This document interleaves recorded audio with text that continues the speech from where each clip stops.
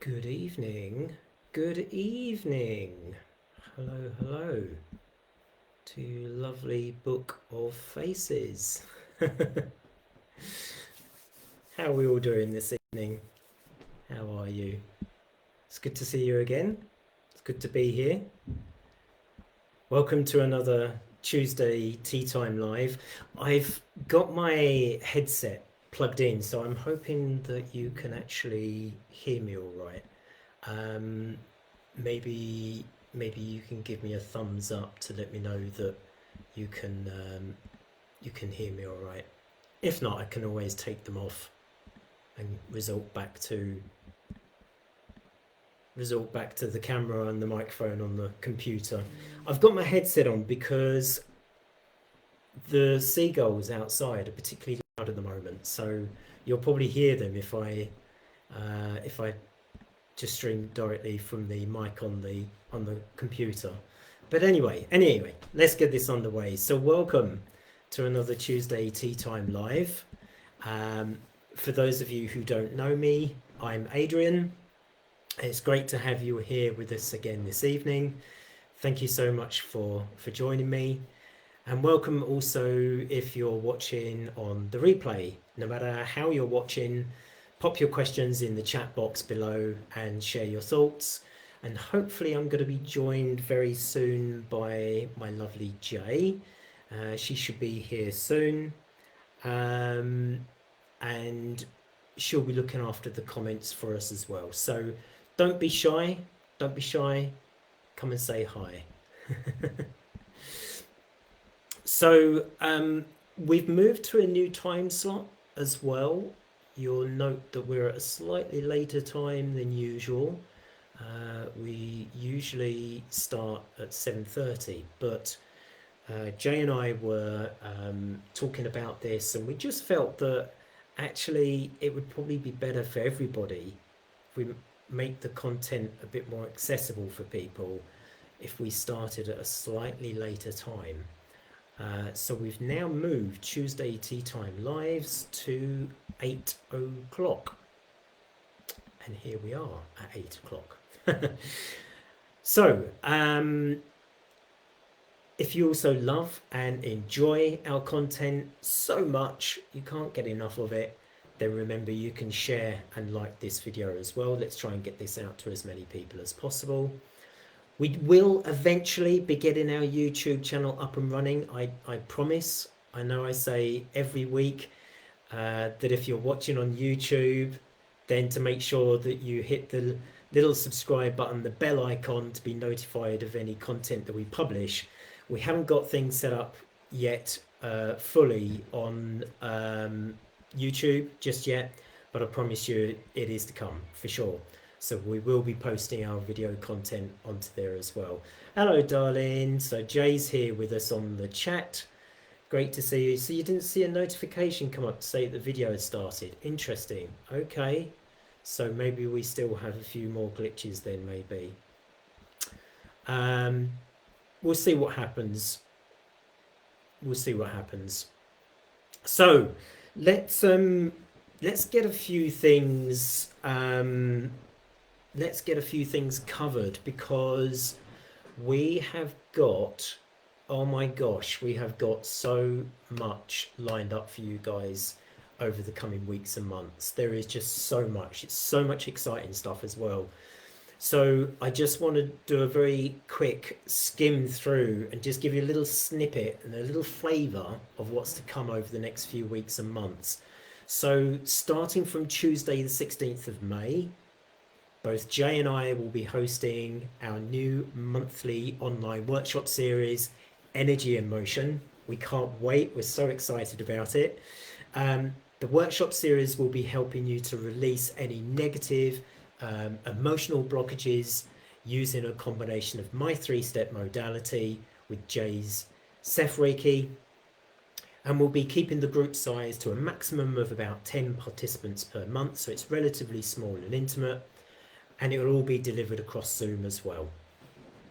Then, from Friday the 19th of May, Jay will be running a Route to Realignment program. So excited about this as well, which she'll be hosting in person at a venue in Englefield Green in West London. And her program is an 8-week program where she'll be guiding you through a deeply relaxing ritual to cleanse and realign your chakras, which will also feature aromas courtesy of Clarissa Allian. So very much looking forward to that as well. Thank you, Clarissa, for collaborating with Jay on that. And then, as if it wasn't enough already, then on Sunday, the 6th of August, Jay and I are once again teaming up with Karen Wilson of Samanya Yoga and aromatherapist Clarissa to deliver a day retreat of yoga, energy work, Reiki, crystals, aromatherapy, food, you name it, everything is in there. We've got so much crammed in for that whole day event. So looking forward to that as well. So very much hope that you can join us on any of those events that are coming up. As I say, we're really excited about this, and so hope that you will be as well. We'll be formally announcing all of this in the coming days and weeks via our newsletter. So if you are a newsletter subscriber, you'll get to hear about all these updates first before anyone else. And there might just be some lovely little gifts and benefits in there for you as well. A small token of thanks from Jay and I to you for all your support, your continued support. So if you aren't already subscribed to our newsletter, what are you doing? What are you doing? Get onto the website and sign up to that newsletter. Log on to synergyholistic.healing.co.uk and be sure to sign up to our newsletter where, yes, you will be the first to hear about our latest updates, product releases and activities. So Jay, if you wouldn't mind, maybe just pop in the link to the website, just the general link, in the comments there below. Thank you, darling, just so that everybody can get access to that, whether you're watching or not, whether you're watching on replay. Okay, so let's get on with the show. I have another cracking subject lined up for you this evening. It's another subject that I've been really wanting to cover and talk about for a while. So tonight I'm going to be looking at synchronicities and coincidences. Now, are synchronicities and coincidences even real? What's your thoughts on that? Pop some comments in the chat. Do you feel that synchronicities are a real thing? That coincidences happen more so than synchronicities? Which camp do you kind of sit with?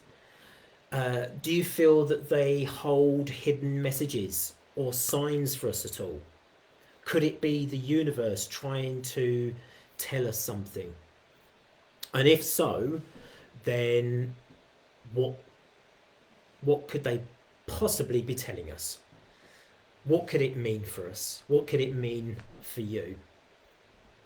So I'm going to cover this subject by telling a couple of stories.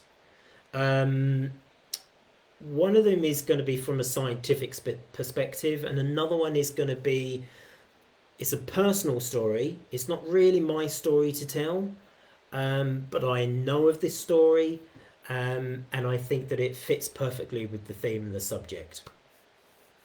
So where do we start? Okay, let's start with facts and observations. Let's start from there to begin with. Whenever a significant realization or a discovery is made, often people use a typical response. And that typical response is usually, it's just a coincidence. But how do we know if it really is just a coincidence and not something bigger or more divine in nature, like a synchronicity? So I'm going to use a couple of examples to demonstrate this. As I say, I'm going to share with you a couple of stories. The first story I want to share with you is from a scientific perspective. It's the idea of something being a coincidence and not something more divine. And this is something that scientists typically struggle with. Scientists, as we know, are very logically minded individuals. Above all else, they accept facts, figures, data, observations. But that isn't always the case. Let's take planet Earth as an example. And when looking at the planet from space, you can clearly see land masses, the oceans, cloud formations, etc. But if you look closely at the edges of the coastlines, in some instances it almost looks like that the lands could be picked up, moved around a little bit, and fit together, like a jigsaw puzzle. And we know that about 100 million years ago, the Earth's landmass was one gigantic formation. And over time, pieces of this land mass broke apart and drifted away from each other. A process, what we now know as continental drift. And this seems obvious to us right now, right?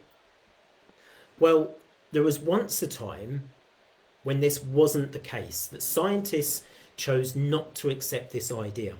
It wasn't until, it was up until the early 1900s when almost no one believed that continents were once a complete formation, let alone the idea that they could break apart and drift away. Instead, there was this idea that a huge bridge of land connected Africa to South America. And yet, somehow, miraculously, this bridge disappeared without a trace. And when challenged on this notion, scientists at the time would just say that it eroded over millions of years. But there should still be physical evidence of this. And there simply is no evidence to support that notion. For one thing, if that was true, then what created the Mariana Trench? Which is actually a vertical stretch of land under the ocean,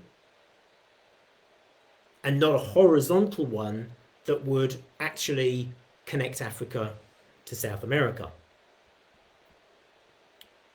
It was a German climatologist, I can never say the word, climatologist. I had been practicing saying that word and I knew I was going to stumble over it. Alfred Wegener, who believed that the west coast of Africa and east coast of South America seemed to fit perfectly together like a jigsaw piece. His conclusion was that they must have been connected at one point in the past, thus forming one mammoth continent that was named and is named Pangaea. Now, Wegener decided to test his theory. So he studied rock formation and compounds from both sides of the Atlantic, and he made an astonishing discovery. He found that rocks he studied were remarkably and undeniably similar. In 1912, he went on to publish his findings in a paper that he entitled The Theory of Continental Drift. And yet, even with so much mounting, indisputable evidence, the scientific community did not recognize his theory and immediately dismissed it as... What did he dismiss it as? Just a coincidence. His idea was hugely controversial at the time, so much so that other scientists actually felt threatened by his findings. They felt threatened by him. And this then led to the American Association of Petroleum Geologists to hold a forum, an emergency forum, with the sole purpose of discrediting Wegener and his continental drift theory. Now, why? Why would they do that? Because his notion simply didn't fit the popular narrative. It challenged the world's view at the time, or more accurately, the scientific viewpoint. Does any of this sound familiar at all? I wonder if we've actually learnt our lessons from the past. Now just think about this for a second. The significance of this. Scientists, who are people that are mostly driven by logic and facts, rejecting a notion based on factual evidence, simply because they did not like or approve of it. And this despite the overwhelming and mounting evidence, the facts, the observations. He went to the locations. He travelled to South America and to Africa. And he studied firsthand these rock formations. He took samples from those locations. So all of his data really underpinned and supported his theory. And it wasn't until the 1950s, 4 decades later, that eventually the scientific opinion began to shift, pardon the pun, leading to Wegener's continental drift theory being widely accepted. The sad irony of this story is that Wegener never got to personally see this change in opinion. He passed away at his home in Greenland in November 1930, and he was only 50 years old. Now, you might be wondering, Adrian, what are we doing? What has any of this got to do with synchronicity and coincidences? I'm here to learn about that, not about continental drifts and scientists. Well, slow down, Jack, because the fact that South America and Africa appeared to fit together perfectly like a jigsaw puzzle was by no means just a coincidence. And there are plenty of other examples throughout the history of science showing how even in spite of overwhelming evidence, facts can still be dismissed as being coincidental. So therefore, we should be skeptical when we hear scientists, professionals, and experts dismiss profoundly obvious ideas as just a coincidence. Now, the Nobel Prize-winning physicist Percy Williams Brigman once said, and I love this quote, "Coincidence is what you have left over after you've applied a bad theory." Coincidence is what you have left over after you've applied a bad theory. It wasn't to say that Wegener's theory was bad. That's not what it's saying. What it's highlighting is that the scientific community just simply wrote off his theory as being nothing but coincidence. So they had nothing else. There was nothing else that they could fall against to counter that theory. So is this surprising to us? Well, no, it shouldn't be. Not really. Not when you consider German philosopher Arthur Schopenhauer, who purported to Brigman's statement by saying that all truths pass through 3 stages: ridicule, being violently opposed, and eventually being widely accepted as self-evident. This implies that we should be cautious about quickly dismissing things as mere coincidence, which can have a serious implication for many of the things that we experience throughout our daily life, where we might be tempted to dismiss certain situations as just a coincidence. So I've got a question for you. I am keeping a note on the chat, so I've seen your comments there, darling, about the comments maybe being glitchy. Hi, Gail, how you doing? Nice to see you here with us this evening as well. Great to have you here. So I've got that in the background, so I'll keep an eye on that. But if you could also keep an eye on the chat as well for me, please, darling. I have also got Facebook open on my phone, so if it really does continue to persist, then I've got my phone open here as well. So I want to hear from you guys.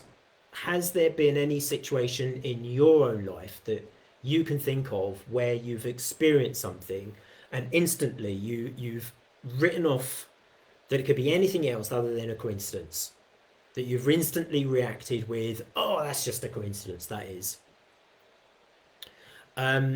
Or you might have just dismissed the thought completely outright and just put it out of your mind. Maybe the idea of it even possibly being more than just a coincidence is quite overwhelming for you. You might use phrases like, oh, that's really weird. Or there must be a simpler explanation for that. Surely. That could be explained, that, surely. These things never happened to me, right? How many times do you say that to yourself? Why can't these things be seen as more than just a coincidence? Maybe there is more to that situation than you first thought. So you can't remember the last time you thought of something as a coincidence. That's a very good sign. That's a very good sign. That seems to suggest then you're very well connected and in tune with your crown chakra and your third eye chakra to receiving the signals from the higher self. And of course, we know, darling, you're a Reiki practitioner. So you're definitely, having gone through your attunement, you very much are in receipt of external signals. So your crown chakra is so wide and open, for sure. Many times, but I don't see it as a coincidence anymore. But you wouldn't expect anything else of me. Well, that's great, Gail. That's great. Again, it shows that you're really well in tune and in line with receiving. Because this is the thing. This is the thing. When you work on aligning, particularly your crown chakra and your third eye chakra, crown chakra being connected to the higher self and the third eye being connected to foresight, insight and intuition particularly, then you're not going to see things as a coincidence. You won't see those things as a coincidence. That will not be in your vocabulary because you're in alignment. And you're hearing what the signals are, the messages that are coming through to you. So when you see something happen, your mind doesn't instantly go to just writing it off as just something that just, well, that's merely just an accident that's happened. You see it for its divine value. I would like to share the second story with you. Now, this is not my story. I know of this story. I'm aware of this story. I'm going to use different names to protect the identity of the people involved. But I find this a really fascinating story. It really touched my heart when I first heard about this. I'm going to tell you a story about Charles and Emily. Charles and Emily met at school, very close friends, grew up together.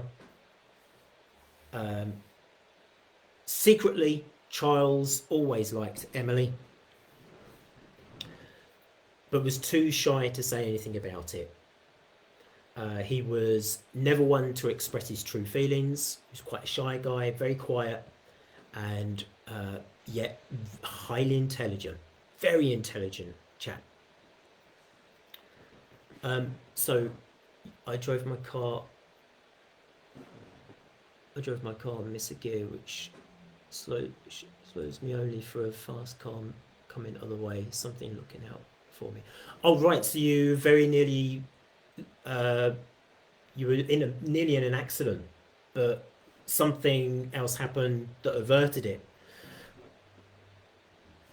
Synchronicity, for sure. Yep. One might look at that as being lucky or near miss. Something was definitely looking out for you that helped you to avert what could have been something that could have ended up far worse, for sure. Divine guidance. Yes, that's the word I was looking for sure. Okay, so get back to the story. Now, Charles and Emily both ended up eventually going to the same college together. They took similar classes together. They began spending some more time together. Their friendship blossomed. They grew really close. And it was getting to the last week of college. And Charles affirmed to himself that he would eventually ask Emily out. He was going to pluck up the courage and he was going to reveal to Emily how he truly felt. He had it locked in him for so long, it was eating him up, and he just wanted to tell her. And he chose to do this on the last day of college. Now, the day before, they agreed to meet after college had finished. However, when it came to the last day of college, there was Charles waiting for Emily, who never turned up. So naturally, he was quite upset by this. Maybe a little bit angry if he is honest about that. Days turned into weeks, weeks turned into months, and months turned into years. 15 years later, Charles was working at a large company in London, quite a good job. He was still single, and he'd been in this job for quite some time. And one time he went to the kitchen, as he did every day, to grab himself a coffee. And on this particular occasion, he suddenly sensed that somebody was stood rather close to him. And it made him feel a little bit uneasy and a bit, oh, you're in my space sort of thing. But it was a female. He could smell her sweet perfume. And she asked him gently if he could pass her the sugar. And he looked up, and it was Emily. And he couldn't believe it. He was dumbfounded. Like, what are you doing here? And she just smiled at him and just said, hi, Charles. They started talking, catching up, emailing, messaging each other, and it was like they had never been apart. And at one point, she even opened up to Charles about what was going on within her personal life. She explained that she had a young son, which was the result of an abusive relationship. I should have said at the beginning of this story, just to give you a trigger warning, because there are certain parts of this story which may be a trigger. So I just need to put that out there for you at this point as well.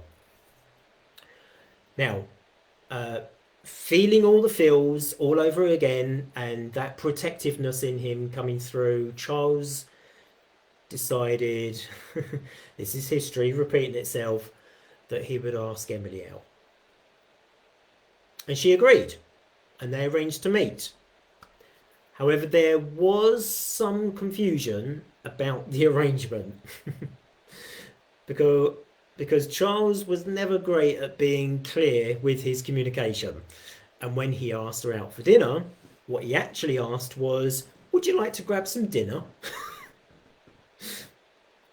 Now, Emily apparently took this as a casual approach, meaning going out for dinner as friends. And this caused a bit of turmoil for Charles, but nonetheless, he was excited about the date, not date, and decided he would find an opportunity during the evening to open up to her. The night arrived, he was ecstatic, he was nervous, he was excited, he was overwhelmed at the same time. And the evening arrived, and Charles waited at the restaurant where they agreed to meet. And a few minutes passed by, and there was no sign of Emily. Minutes turned into 30 minutes, which then turned into well over an hour. He was frantic, he was worried, he was upset, he was angry again, very emotional. Every emotion you could possibly think of. He was completely beside himself. He tried calling her, but there was no answer. All sorts of thoughts were racing through his mind, as you can imagine. And he realised that he had her address. So he decided that he would go and check on her to see if she was okay. And when he arrived at the address, the house was in complete darkness. There was no lights, there was no car out front, nothing. And he went up to the door and knocked, and there was no answer. He peered through the front window where the curtains were still open and not drawn. And the house looked completely empty and still. And he noticed some odd things. It didn't look and feel like that the house was occupied. It literally felt empty. There were no photographs, there was no personal items, there was no toys, no cups, crockery or anything like that at all. No sign of life. All there was an empty sofa, a TV stand with no TV, and a cabinet with its doors left wide open. So broken-hearted and feeling utterly confused, he returned home completely distraught. And to make matters worse, this was a Friday, so he had to go the whole weekend before what he hoped would be an opportunity to speak to Emily and see her at work and confront her about what's happened. Over the weekend, he tried messaging her again, still no answer, and the messages weren't even getting delivered. And so when it came to the next working day, when he arrived back into work, he was sure that he would get answers from her. But she failed to turn up to work. Her desk remained empty and unoccupied, and a further few days passed and still no sign of her. And eventually he asked her manager what happened to her, where is she, who confirmed that she couldn't go into detail, but Emily was on indefinite leave. Now, a bit more time passed, a significant amount of time passed, and despite trying to move on, he constantly wondered what happened to her. She was always in his mind. And that was until he received a very strange phone call from a mysterious lady who was asking if he was indeed Charles, and was he the Charles that knew my Emily? Those were the words. So a little bit taken aback and confused, because he didn't know what the hell was going on, who this person was. How did she even get his number? The lady proclaimed to be Emily's mother and told Charles that she needed to see him urgently, as she had something for him. Now, he was completely bemused even more. I mean, what this guy has gone through is just astounding. Yet intrigued by this latest development, he agreed to meet up with the lady, who sure enough gave an address that turned out to be Emily's mother's home address that he remembered from when they were growing up. He arrived at the location and Emily's mother greeted him and welcomed him inside. They sat and talked for a while. When he asked eventually what had happened to Emily, who then explained the events of what next took place. That she had suddenly and rather desperately had to leave London as she and her son were in danger. She was receiving death threats from her ex-boyfriend, her ex-partner, and the trauma was taking its toll on her. So she decided to pack everything and basically not just leave London, but she left England to reunite with family members in Scotland. And all of this happened on the day that Charles and Emily were meant to meet up for dinner. She just packed up her car, took her son, and just headed to Scotland without a second thought.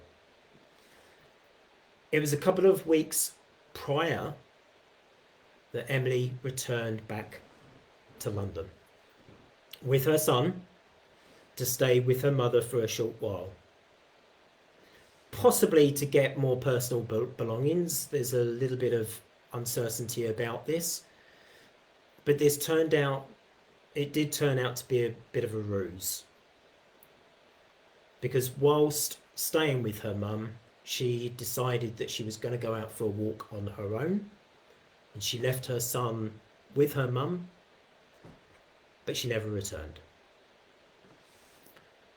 And what the theory is that the toll of everything that had happened to her, and there is surely more to this story, was just too much for her. And so sadly, she took her own life.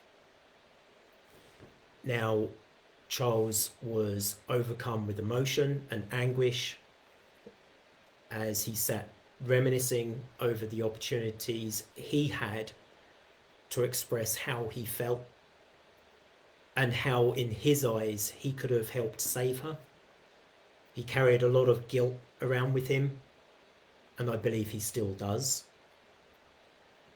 But he either felt too embarrassed or too weak within himself to say anything to Emily. And it was the reason why Emily's mum contacted him, and she handed him a shoebox. And she said to him that Emily adored you, Charles. She always spoke about you. During the time that you were apart, she often wondered where you were, what you were doing. And when she saw you at work that time ago, she was absolutely overwhelmed with joy. But she had a dark past, a past that she just did not want you to be involved in. She was protecting you. She had to. And she had to protect herself, and she had to protect her son. And that's why she did what she did. She had to. So opening the shoebox, Charles was again overwhelmed with emotion as he rifled through letter after handwritten letter that were all simply addressed to my darling Charles.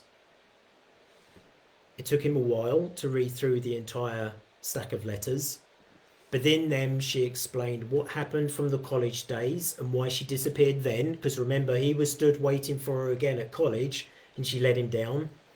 Well, that was because she had simply finished her coursework a day earlier than expected, and on the last day of college her parents needed her help with matters at home instead, so she was unable to meet up with him during that last day of college. And back then there was no mobile phones, so you couldn't pick up a phone and phone someone. He was left stood standing. Her letters were love notes detailing her thoughts and general life events, each one expressing the hope and the belief of them meeting again one day. And in a way, it was her letters allowed her to escape from the darkness that shrouded her life. And so in a way, he was definitely her lifeline. And in her final letter to him, she explained how she had always loved him and wished that they'd stayed in contact and maybe, just maybe, made a happier life together. I'm sharing you this story because it's a powerful story. It's a very emotional story, but it emphasizes and it shows what we're talking about regarding synchronicities, about the signs, the signals, and it also links in with what we were talking about 2 weeks ago as well, about perception and about how you perceive a situation to be.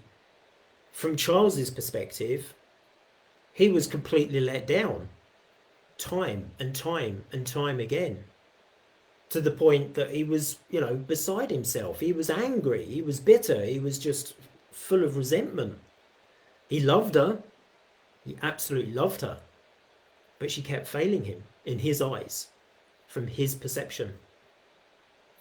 But the signs and the signals were threaded, they were scattered, sprinkled throughout the whole journey of opportunity after opportunity. So what it tells us is, don't ignore the signals and the signs. If your gut instinct is telling you something, it's for a reason. If your intuition is sounding alarm bells, it's for a reason. You're receiving the message. It was author Greg Levoy that once said, when you're on the right path, the universe winks at you and nods at you from time to time to let you know. And once you start noticing these little cosmic clues, once you understand that you are on a path at all, you'll start to see them everywhere. It's these clues that Swiss psychiatrist Carl Jung labelled synchronicities. In 1952, Jung published a paper explaining that in the same way we can connect to events by cause and effect, we can also connect with them by meaning. Synchronicity occurs when there's a meaningful coincidence. And we find it when an event coincides meaningfully with a thought or a feeling. And this often happens when you're thinking of something or someone, and when almost immediately you notice something else that's connected to what you were just thinking about or feeling. So it creates a bit of a thread, a pattern. Or the person that you're thinking about contacts you suddenly, or you run into them unexpectedly.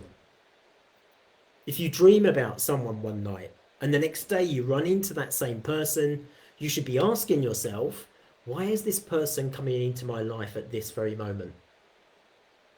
What does this mean? What's the message that we're supposed to draw from these perceived oddities and irregularities?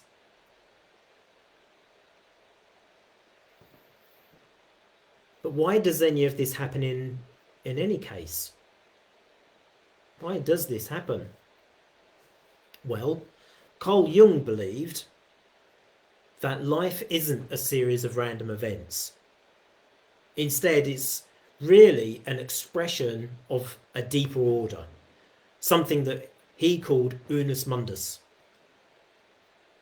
And in fact, Jung's unus mundus concept bears a really striking similarity to Pythagoras' idea that everything in the universe is connected by a basic structure of numbers and sequences. And I saw your comment there, Jay, about numerology. You're reading my mind now. And according to Jung, though, we're all connected within a network that gives us a sense of universal connectedness or wholeness. And this realization is more than just an intellectual exercise. It's a spiritual awakening. In essence, whether knowingly or unknowingly, what Jung was referring to is consciousness, or specifically collective consciousness. If that's not a synchronicity in itself, I don't know what is. What scientists now believe to be called the unified field, which is a structure that determines the existence and the fabric of all matter, and it's been used in science since the 1800s. Jung says that synchronicity plays a significant role similar to that of dreams, and its purpose is to shift our conscious thinking to connect with this greater universal awareness. Jung isn't denying that coincidences can and do happen, but instead, coincidences are connected so meaningfully that the chances of them happening is so improbable that they're virtually impossible to explain. And that's the reason we shouldn't give up on them or dismiss synchronicities when they do happen. We should all be paying close attention to them. What we're now covering takes us into a realm beyond the physical material world, and what it implies is the deeper, unseen order in the universe. Because in a much broader sense, our whole universe, and we've talked about this time and time again, Jay and I, and in fact life itself for that matter, can be thought of as an almost impossible coincidence. Scientists have now come to the conclusion that the physical laws that surround us, it's all around us, which seem to be perfectly arranged in just the right way, and yet its order is to support life as we know it. And we also know that there are mathematical constancies in nature as well, like the speed of light and the strength of gravity, the fact that every celestial object, planet-wise, in the solar system is on the same celestial plane, including the moon. And all of these numbers seem to be just right for our universe to exist, or more importantly, to contain life. If they were just a little bit different, then the universe would collapse, or rather it wouldn't have the right elements and compounds that's needed for stars and planets to form. So there's a question that's worth asking. Is it just a coincidence that the laws of nature and the mathematical constants that we see in the universe happen to be exactly the way they are, and that they just so happen to be arranged in a way that makes it possible to support life? Which has led many scientists to create an idea which they call the fine-tuned universe. And if we were to go even deeper with this, then we find another type of synchronicity that shows up in relation to numbers, which according to numerology, when you see numbers that keep appearing in your life over and over again in different situations and in different ways, it's not by accident. It's happening for a reason. In much the same way that a recurring dream can be understood as a message from your subconscious mind, a number you keep seeing in your life can be understood as a message from the universe. But whether or not you take advantage of that message is entirely up to you. Again, in numerology, these recurring numbers are called angel numbers and can give valuable clues to the opportunities that already exist around you. For me, it's the number 7. I have 3 7s in my date of birth, and whenever I see a number 7, it's usually a sign of something good, and that I'm on the right path or direction. I need to connect with that number from an emotional perspective. If I feel a nice connection with that number when I see it, then it's normally a good sign. But if I feel opposite to that, then it's normally an indication that there's something I need to be aware of. So number 7 is certainly a number that is resonant with me. Everything happens for a reason, but it also happens within divine timing. Here's a few other examples that I've managed to collect. The young boy, age 10, wishing for the girl of his dreams, and some years later they happen to stumble across each other. 2 close friends with a connection powerful enough that even when there is a great distance between them, they manage to conjure up an impressive thunderstorm between them. Crossing paths with your cousin at a completely random and unexpected time and location on the London Underground of all places, that one's my one, was stood on the platform at Embankment, I think it was, on the London Underground. It was the Northern Line, and chap stood next to me. It was a relatively empty station. This was the weird thing about it. Chap stood next to me. I turned to look at him. He turned to look at me, and we both said our names at the same time. Chris, Adrian, and just the sheer shock on our faces. But it was beautiful. You know, it was absolutely beautiful. To run into my cousin like that was amazing. What about this one? Have you heard of this story? Teacher Amy Maiden and her soldier husband Nick Wheeler,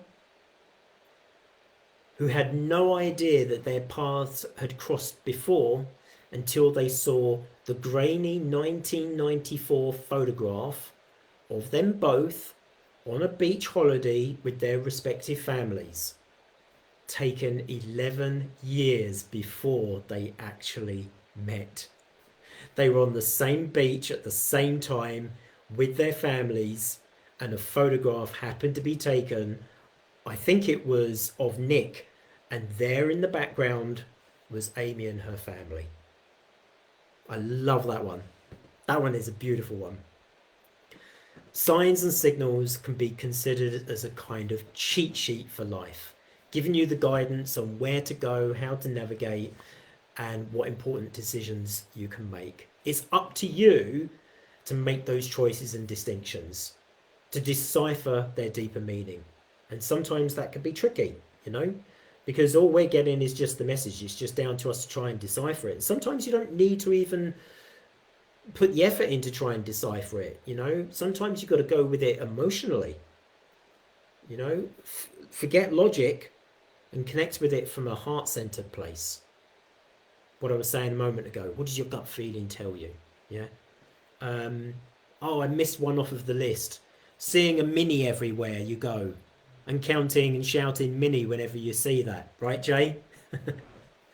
You just buy a lovely brand new car and you see it everywhere. You see the same car. I haven't got my mini yet though, that's the thing. But we do keep seeing minis everywhere.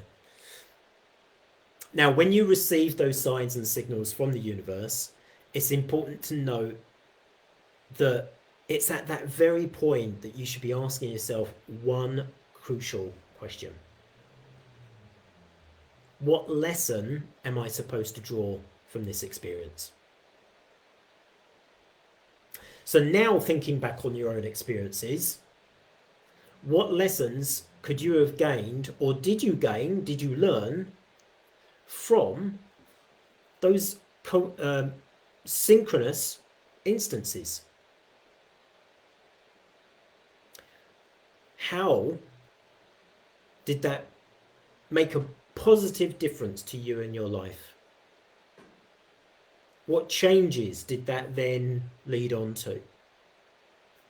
And where would you be now? I've probably told this story before of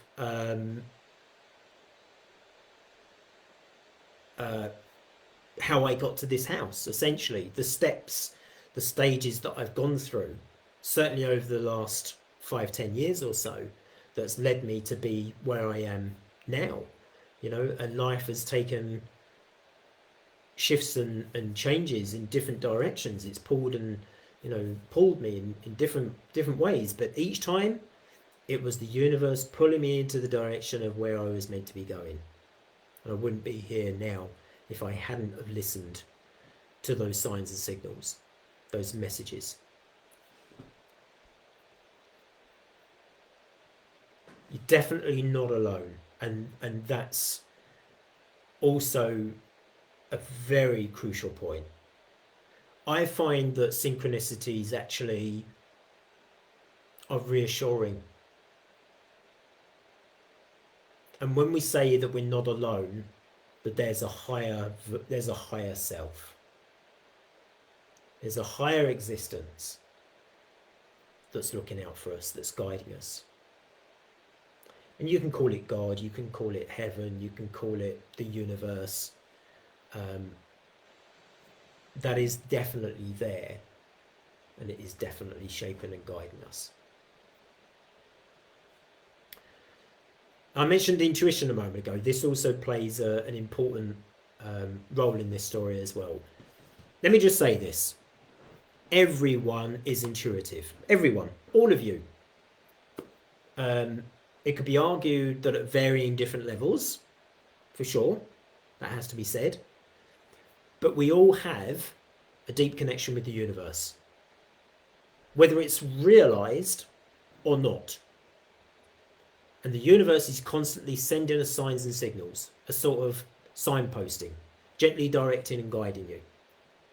And when your third eye chakra and your crown chakra is open and aligned, your intuitive connection will also be open to receiving those universal signals, signs and messages.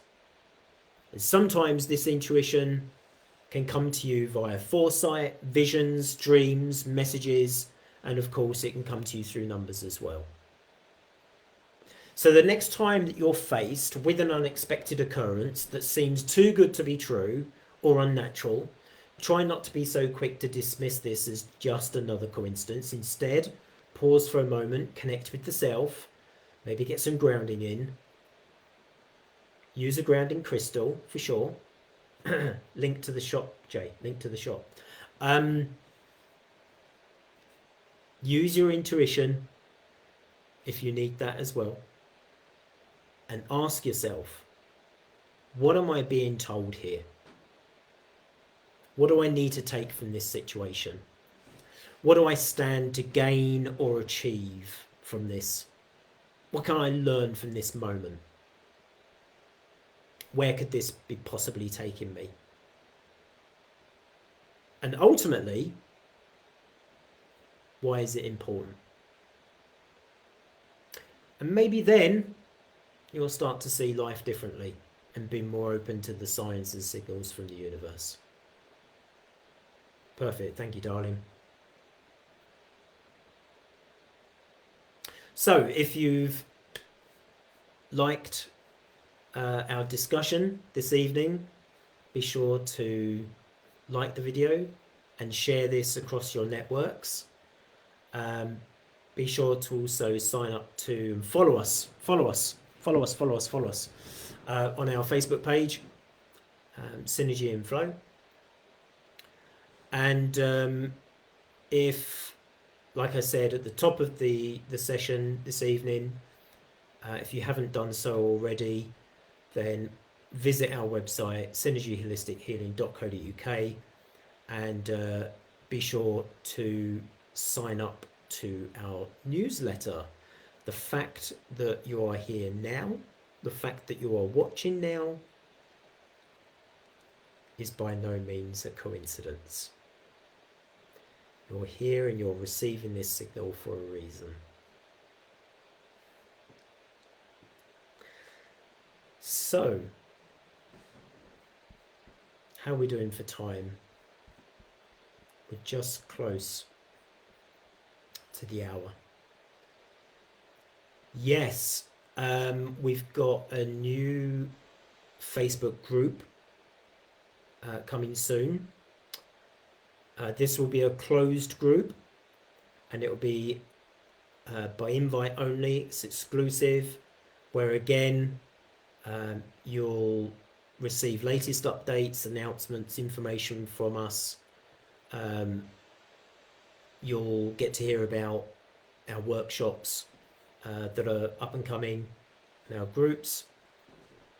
And we'll be resuming our Sunday lives. So Jay and I were together doing our Sunday check-ins. We've stopped that for the moment because actually what we want to do is make that content a bit more of higher value to our exclusive audience. So we're happy to do the Tuesday Teatime Lives open and public, but the Facebook group will be to a close-knit group only, by invite only, and as I say, there'll be much more exclusive content coming to you. So I just want to repeat, because I think maybe a couple of you had missed what I'd said at the very beginning. So I just want to highlight some of the exciting, just as a reminder for you, the exciting things that we've got lined up for you for the coming weeks and months. My gosh, there is just so much that Jay and I have been planning for. There's so many exciting things. So just a quick recap. Starting Tuesday the 16th of May, both Jay and I will be hosting our new monthly online workshop series, Energy in Motion, helping you to release any negative emotional blockages using a combination of my 3-step modality with Jay's Seth Reiki. We'll be keeping the group size to a maximum of 10 participants per month, so relatively small and intimate, which will also be delivered on Zoom. Then on Friday the 19th of May, Jay will be running a Route to Realignment program, which will be hosting in person at a venue in Englefield Green in West London, which is an 8-week program where Jay will guide you through a deeply relaxing ritual to cleanse and realign your chakras, which will also feature aromas courtesy of Clarissa Allion. So thank you very much, Clarissa, for your contribution to Jay's program. And then on Sunday, I told you there was so much, on Sunday the 6th of August, Jay and I are once again teaming up with Karen Wilson of Samanya Yoga and aromatherapist Clarissa to deliver a day retreat of yoga, energy work, Reiki, crystals, aromatherapy, food, sleep, did I say meditation, just everything and so much on that day. We can't wait to get that going as well. We just can't wait to get it all going, to be honest. We're just, we're so excited, so excited. So we very much hope you'll be joining us for what is sure to be really cracking activities and workshops and groups and retreats. So hope to see you there.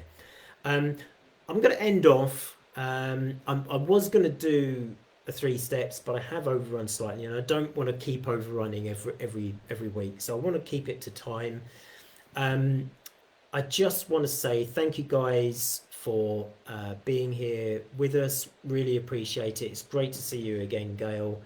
Thank you so much, and thank you, darling, again for manning the comments again. So, Tag, you're it, Jay. Back over to you. I'm passing the baton over to you.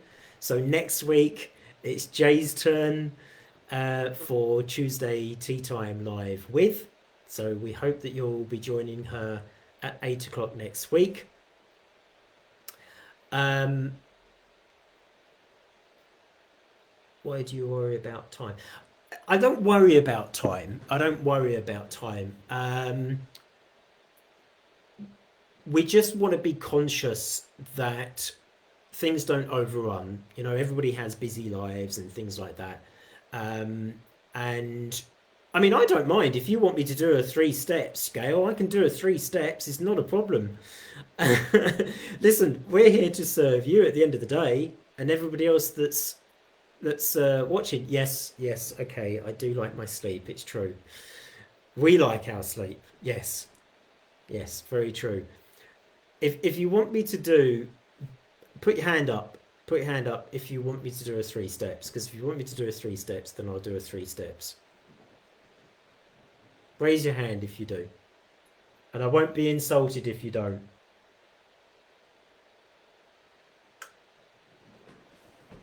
Got my mint tea here.